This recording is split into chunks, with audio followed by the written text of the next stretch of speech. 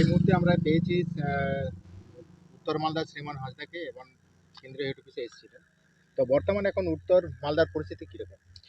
আমাদের অ্যাকচুয়ালি উত্তর মালদা ওখানকার পরিস্থিতি খুব ভালো।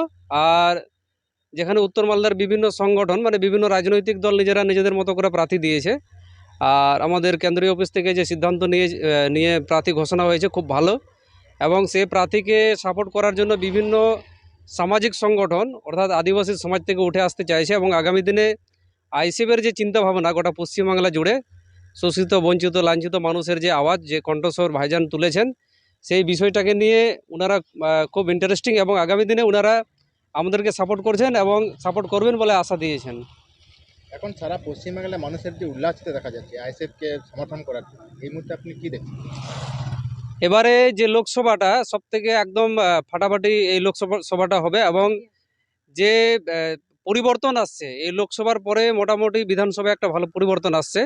এবং আমি যেটা দেখছি বিশেষ করে উত্তর মালদা, দক্ষিণ মালদা থেকে আরম্ভ করে উত্তরবঙ্গের প্রত্যেকটা জেলাতে আদিবাসী বা যারা সামাজিক সংগঠনের সঙ্গে যুক্ত, বিভিন্ন রাজনৈতিক দলের সঙ্গে যুক্ত, তারা ভাইজানকে পুরো সাপোর্ট করছে এবং আগামী দিনে ওনারা ভোট দিবেন।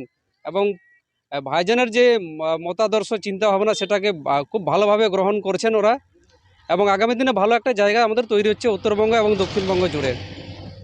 এখন সারা পশ্চিমবাংলায় যে 42টা আসন আছে, 42টা আসনের মধ্যে তৃণমূল ও বিজেপি হেভিওয়েট প্রার্থী দিচ্ছে। এই মুহূর্তে আইএসএফও হেভিওয়েট প্রার্থী দিচ্ছে। এই প্রার্থীর মধ্যে ফারাক কী দেখতে পাচ্ছেন?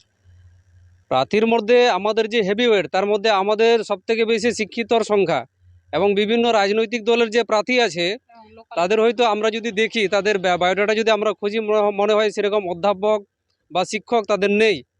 বিভিন্নভাবে উঠে এসছে এবং তারা রাজনীতি করছে এবং হয়তো আমি মনে করছি এটা ছলে বলে কৌশলে বা টাকার বিনিময়ে তারা টিকিট নিচ্ছে বা ভোটে দাঁড়াচ্ছে। সেটাতে তাদের বেশি দিন লাভ হবে না বা ফল আসবে না।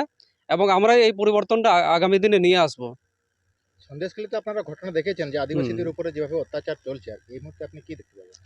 সন্দেশখালীর মতো গোটা সন্দেশখালী মানে এক জায়গার নাম বিভিন্নভাবে আছে, কিন্তু সন্দেশখালীতে যে পিঠে বানানো বা যে মহিলাদের উপর যেভাবে অত্যাচার হয়েছে, আমি মনে করছি গোটা পশ্চিমবাংলা জুড়ে এই ঘটনাটা ঘটছে এবং বিভিন্নভাবে ভয়ে বা শাসক দলের ভয়ে মুখ খুলছেন না। এভাবে গোটাই চলছে, এই অত্যাচার, অন্যায়, অবিচার সবই চলছে। লাস্ট প্রশ্ন, পশ্চিমবাংলার সমস্ত জনগণকে আপনি কি বলবেন? আমি এটুকু বলবো আগামী দিনের পরিবর্তন ভাইজানের হাত দিয়ে, ইন্ডিয়ান সেকুলার ফ্রন্টের হাত দিয়ে আপনারা এগিয়ে আসুন, আপনারা আমাদের সাথে থাকুন, আমরা আপনাদের সাথে আছি।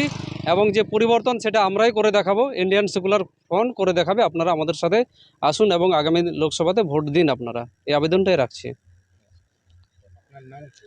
আমার নাম শ্রীমান হাসদা, আমি উত্তর মালদা লোকসভার কমিটির বর্তমানে প্রেসিডেন্ট আছি এবং মালদা জেলার সদস্য আছি এখন।